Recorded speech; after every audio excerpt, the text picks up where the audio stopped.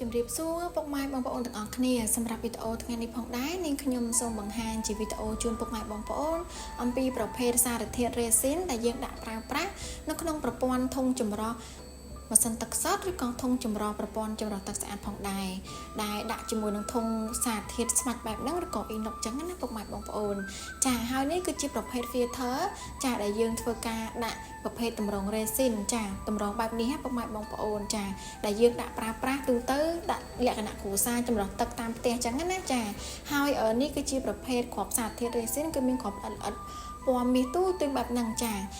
ចំពោះអត្ថប្រយោជន៍វិញគឺសម្រាប់ការប្រើប្រាស់គឺយើងដាក់ទៅគឺជួយបង្កើនរសជាតិទឹកឲ្យកាន់តែស្រទន់ឆ្ងាញ់និងជួយដកជាតិរឹងនៅក្នុងទឹកបានយ៉ាងល្អចា